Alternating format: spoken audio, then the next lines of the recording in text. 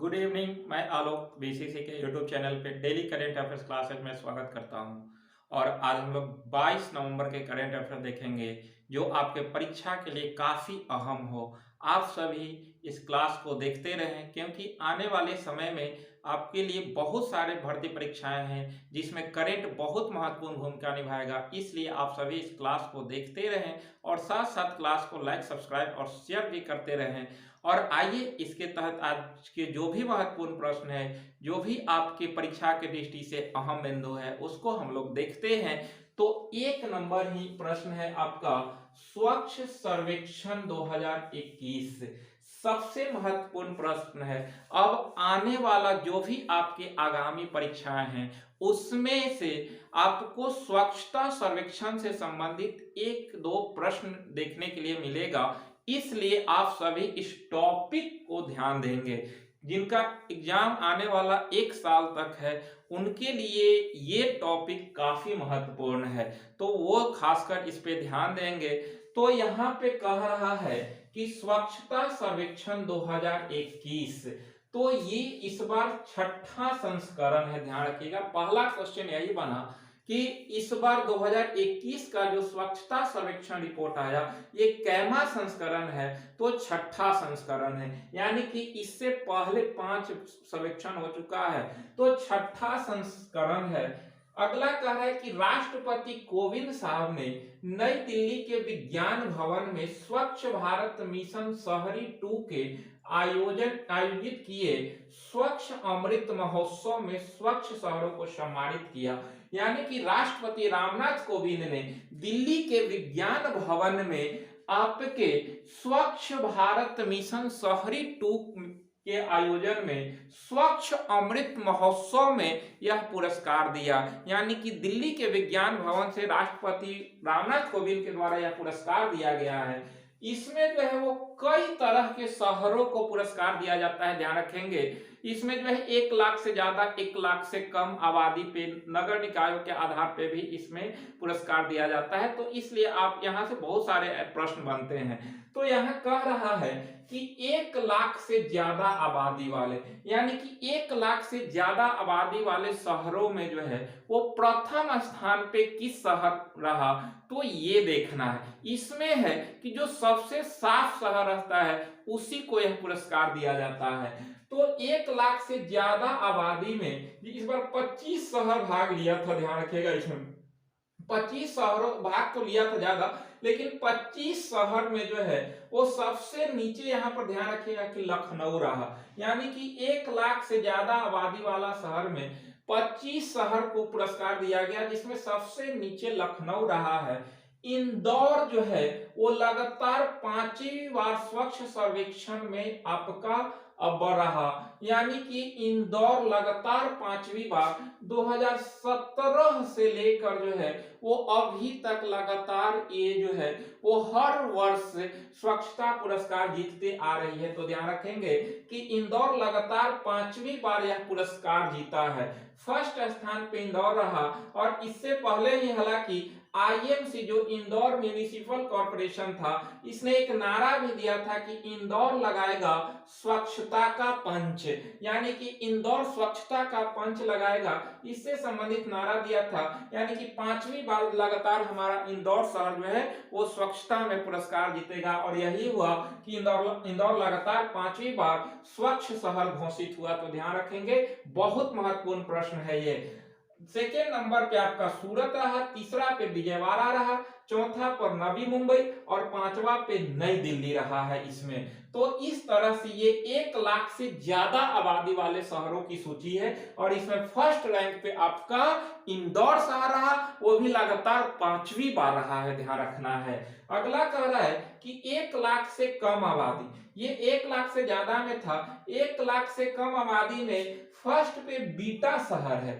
First पे beta शहर है, सेकंड पे लोनावाला है और तीसरा पर जो है वो सासवर है। तो इस तरह फर्स्ट, सेकंड और थर्ड है। और ये तीनों शहर महाराष्ट्र के हैं। ध्यान रखेंगे। तो 1 लाख से कम आबादी वाले में 1, 2, 3 जो शहर हैं वो तीनों महाराष्ट्र के हैं। बीटा है, लोनावाला है और सासवड़ है। अगला पॉइंट है कि सर्वश्रेष्ठ गंगा शहर, ये भी काफी महत्वपूर्ण प्रश्न है कि सर्वश्रेष्ठ गंगा शहर स्वच्छता में प्रथम स्थान पे कौन रहा। तो फर्स्ट रैंक पर इस पे मोदी जी का संसदीय क्षेत्र वाराणसी रहा है। तो ध्यान रखेंगे कि फर्स्ट रैंक पे वाराणसी, सेकेंड पे अपना बिहार के मुंगेर रहा है। यानी कि गंगा शहर में स्वच्छता के आधार पर सेकेंड स्थान पे मुंगेर रहा बिहार के, और तीसरा पे पटना रहा। यानी कि गंगा शहर में देखा जाए तो फर्स्ट पे वाराणसी, सेकेंड पे मुंगेर और थर्ड पे पटना है। स्वच्छ राज्य, स्वच्छ राज्य में जो है किसको पुरस्कार दिया गया, वो भी कह रहा है कि 100 से अधिक शहरी निकाय वाले राज्य, यानी कि जिसके 100 से अधिक शहरी निकाय है उसमें स्वच्छ राज्य में अगर देखा जाए तो छत्तीसगढ़ प्रथम स्थान पे रहा, सेकेंड पे महाराष्ट्र रहा और थर्ड पर मध्य प्रदेश रहा। तो इस तरह से फर्स्ट, सेकेंड, थर्ड पे छत्तीसगढ़, महाराष्ट्र और मध्य प्रदेश स्वच्छ राज्य में 100 से अधिक शहरी निकाय वाले में। वही 100 से कम शहरी निकाय वाले स्वच्छ राज्य में फर्स्ट पे झारखंड रहा, सेकेंड पे हरियाणा और थर्ड पे गोवा रहा है। तो इस तरह से ये 100 से कम शहरी निकाय वाले शहर हैं, और ये 100 से अधिक में, तो 100 से अधिक में देगा तो छत्तीसगढ़, और 100 से कम में देगा तो झारखंड होगा उत्तर। इसके बाद कह रहा है कि छावनी बोर्ड की श्रेणी में, छावनी बोर्ड की श्रेणी में स्वच्छ शहर के में फर्स्ट रैंक किसको दिया गया, तो इसमें आपका फर्स्ट पे अहमदाबाद आ जाएगा, सेकेंड पे मेरठ है और थर्ड पे दिल्ली है। ध्यान रखेंगे फर्स्ट पे अहमदाबाद, सेकेंड पे मेरठ और थर्ड पे दिल्ली है। स्वच्छ राज्य ये हो गया। दो तीन पॉइंट है, कह रहा है कि दुनिया की सबसे बड़ी स्वच्छता सर्वेक्षण है, यानी कि ये जो सर्वेक्षण होती है ये दुनिया की सबसे बड़ी स्वच्छता सर्वेक्षण होती है। ध्यान रखेंगे ये दुनिया की सबसे बड़ी स्वच्छता सर्वेक्षण है जो कि भारत करता है, और ये छठा संस्करण इस बार भारत किया भी। कुल कह रहा है कि इसमें 4320 शहर भाग लिए थे, यानी कि इसमें टोटल कितने देश भाग लिए, तो 4320 शहर इसमें भाग लिए हैं, जिसमें 342 शहरों को प्रमाण पत्र दिया गया। यानी कि टोटल 4320 शहर भाग लिए, लेकिन 342 शहर को प्रमाण पत्र मौजूद प्रदान किया गया स्वच्छता के लेकर, और इसमें 342वां स्थान पे सासाराम शहर रहा जो कि आपका बिहार में है। तो इस तरह से ये आपका स्वच्छता सर्वेक्षण रिपोर्ट है 2021, जो कि आपके परीक्षा के दृष्टि से ये काफी अहम है। इसको आप लोग ध्यान से देखेंगे और आप जो है रिवाइज करके इस वीडियो को 2-4 बार देखें, क्योंकि आगामी सभी परीक्षाएं के लिए ये महत्वपूर्ण प्रश्न है, ये टॉपिक है, क्योंकि इसमें आपका लगभग 15 क्वेश्चन से 20 क्वेश्चन बना है और ये सारे प्रश्न आपके लिए काफी अहम है। तो इसलिए आप सभी इसको देखेंगे, और अगर पीछे के भी वीडियो आप नहीं देखें तो वो देखें, क्योंकि आने वाला समय में जो भी आगामी भर्ती परीक्षाएं हैं उसमें आपका पीछे के 3-4 माह का प्रश्न काफी महत्वपूर्ण है, इसलिए आप सभी उसको देखें। और सबसे बड़ी बात है कि आपको यहाँ करेंट के साथ साथ बेसिक जानकारियां मिलता है, बेसिक चीज को सीखते हैं। तो करेंट देखें और बेसिक चीजें को जाने सीखे, तो ये आपको दो फायदा करता है, एक तो करेंट जानते हैं, दूसरा कि आपके पास नॉलेज जो है वो नॉलेज बढ़ते जाता है, जानकारियां बढ़ती है। तो ये सब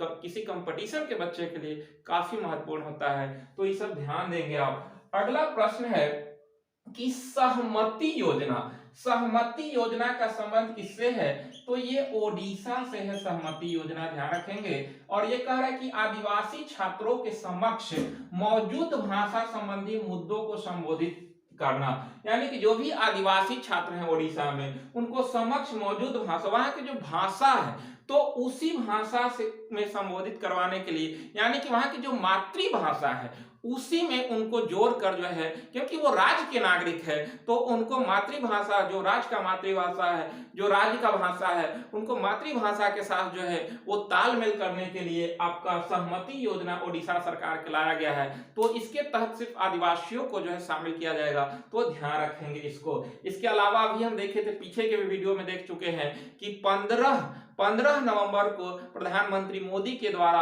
आदिवासी गौरव दिवस मनाने की घोषणा किया गया है, ये ध्यान रखेंगे, काफी महत्वपूर्ण प्रश्न है। अगला है कि विश्व बाल दिवस, तो विश्व बाल दिवस 20 नवंबर को मनाया गया, ध्यान रखेंगे, और राष्ट्रीय बाल दिवस 14 नवंबर को मनाया जाता है।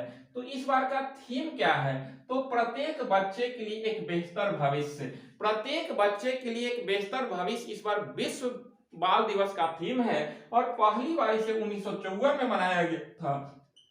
इस दिवस की परिकल्पना भारतीय नागरिक बीके कृष्ण मेनन ने की थी, यानी कि बीके कृष्ण मेनन ने इसकी परिकल्पना पहली बार देखा था और इसी आधार पर 1954 में आपका विश्व बाल दिवस पहली बार मनाया गया था। और इस बार का थीम प्रत्येक बच्चे के लिए एक बेहतर भविष्य है, ध्यान रखेंगे। अगला प्रश्न है कि बैडमिंटन वर्ल्ड फेडरेशन का लाइफ टाइम अचीवमेंट अवार्ड 2021 किसे दिया गया?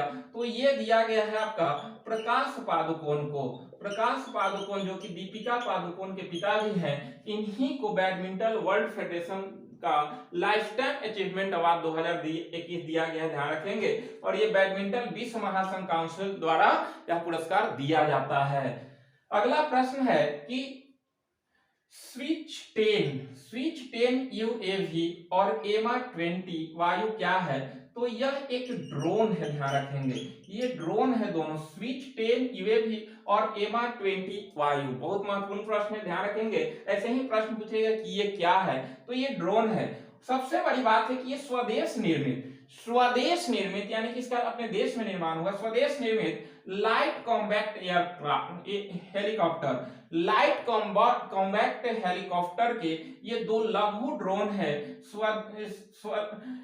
स्वच्छ 10 यूएवी और एमा 20, ध्यान रखेंगे। सॉरी, स्विच 10 यूएवी और एमा 20 जो है ये दो ड्रोन है जो कि लाइट कॉम्बैक्ट हेलीकॉप्टर के ये दो ड्रोन है, जिसे आईएएफ इंडियन एयर फोर्स को पीएम मोदी ने सौंपा है। इंडियन एयर फोर्स को पीएम मोदी ने सौंपा है और ये निजी उद्योग के भागीदारी से बनाया गया है। यानी कि जो ये दो ड्रोन बना था, स्विच 10 और एमा 20, ये दोनों ड्रोन अभी इंडियन एयर फोर्स को पीएम मोदी ने सौंपा है और ये निजी उद्योग की भागीदारी से बना है, ध्यान रखेंगे। तो इस तरह से ये दोनों ड्रोन अभी प्रधानमंत्री मोदी इंडियन वायुसेना को सौंप दिए हैं, तो ध्यान रखेंगे। अगला है कि विध्वंसक युद्धपोत आईएनएस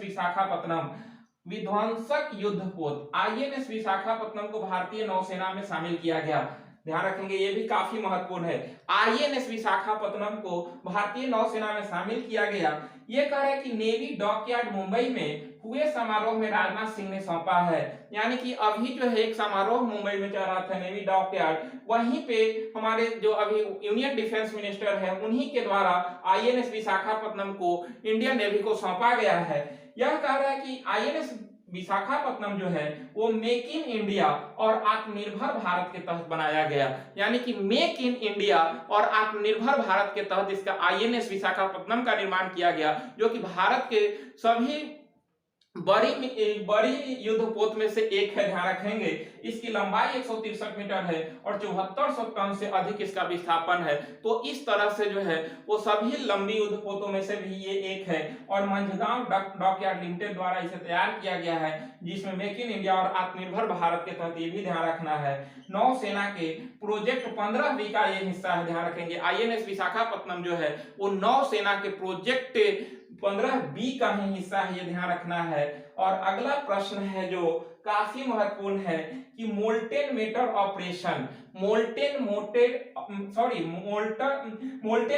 ऑपरेशन जो है इसका संबंध किससे है? तो इसका दिल्ली खुफिया निदेशालय द्वारा एक ऑपरेशन चलाया गया, डीआरआई द्वारा। यानी कि दिल्ली खुफिया निदेशालय द्वारा मोल्टेन मेटर ऑपरेशन चलाया गया। इसमें है कि सोने की तस्करी करने वाले गिरोह का पता लगाना, यानी कि सोने की जो तस्करी बड़े लेवल पे जो है वो करते हैं, उनको पता लगाने के लिए आपका दिल्ली खुफिया निदेशालय के द्वारा मोल्टेन मेटर ऑपरेशन चलाया गया, ध्यान रखेंगे। इसके तहत जो है वो काफी जो है वो लोग पकड़ाया भी है, इसलिए अभी चर्चा में है, इसको ध्यान में रखेंगे। अगला है कि स्मार्ट पुलिसिंग इंडेक्स 2021 जारी किया गया। स्मार्ट पुलिसिंग इंडेक्स 2021 जारी किया गया। इसमें देखा गया कि भारत के किस क्षेत्र के पुलिस स्टेशन जो है पुलिस अच्छा है, तो इसी के लेकर एक रिपोर्ट आया है जिसमें देखा गया कि उत्तर भारत की अपेक्षा दक्षिण भारत के जो पुलिस हैं वो काफी अच्छा प्रदर्शन है वहां के। तो इसी आधार पर इसमें रैंक दिया गया, जिसमें फर्स्ट फर्स्ट पे आंध्र प्रदेश है, फर्स्ट पे आंध्र प्रदेश, सेकंड पे तेलंगाना और थर्ड पे असम और फोर्थ पे केरल है। तो टॉप 4 में आपका समझिए कि 3 जो है वो दक्षिण भारत के राज्य हैं, Andhra Pradesh first, second Telangana, third पे असम और फोर्थ पे केरल है। और अगर लास्ट 4 में देखें तो सबसे पीछे अपना बिहार है, सबसे खराब स्थिति अभी पुलिसिंग का जो है वो बिहार में है, सेकंड पे यूपी है और थर्ड लास्ट जो है वो छत्तीसगढ़ है और फोर्थ लास्ट झारखंड है। तो इस तरह से सबसे अच्छा में अगर देखा जाए तो आंध्र प्रदेश फर्स्ट पे और सबसे लास्ट में सबसे खराब स्थिति में अपना बिहार है। तो ये स्मार्ट पुलिसिंग इंडेक्स 2021 का रिपोर्ट है, ये ध्यान रखेंगे। तो इस तरह से टोटल 8 प्रश्न था, लेकिन ये आपका लगभग जो भी 10 से 15 प्रश्न है वो आपके परीक्षा के दृष्टि से काफी अहम है, इसलिए आप सभी इसको देखें और क्लास को शेयर करते रहें, क्लास का आनंद ले, लुत्फ ले और अपने तैयारी को इस मंच पे आकर और बेहतर करें, यही मेरा कहना है। तो आप सभी देखें और सभी लोगों को देखने के लिए प्रेरित करें और जो पीछे का भी वीडियो नहीं देखे वो सब देखते रहें, क्योंकि यहाँ पर आपको स्टैटिस्टिक्स के भी वीडियो मिलेगा, आप सभी उसको भी देख सकते हैं। तो आज यहीं तक, मिलते हैं नेक्स्ट वीडियो में। आप सभी को बहुत बहुत धन्यवाद। आप सभी मेहनत करें और अपने लक्ष्य को हासिल करें।